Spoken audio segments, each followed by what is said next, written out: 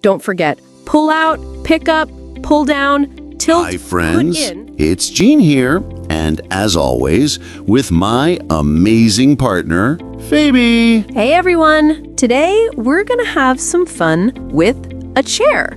Yes, a simple chair can teach us English verbs. Ready to sit? Or maybe not? Okay, Phoebe.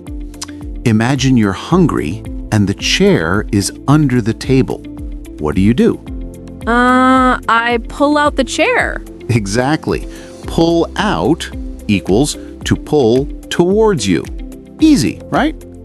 Pull, out, out. Repeat after me. Pull out. Now, imagine the chair falls. Oh no!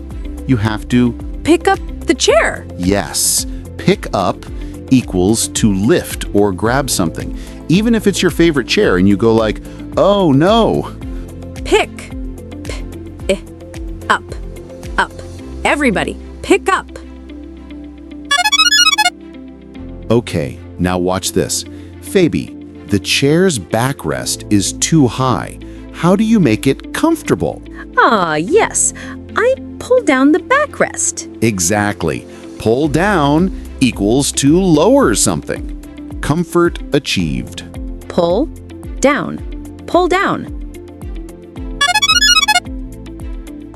All right, this one's funny. You want to reach your pencil behind the chair. What do? I tilt the chair. But careful, friends. Yes! Tilt means to lean or tip, but gently, not like in an action movie. Tilt, tilt.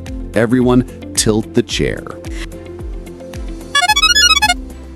And finally, after your little chair adventure, where do you put it? I put it in under the table. See? Tidying up is important. Put in.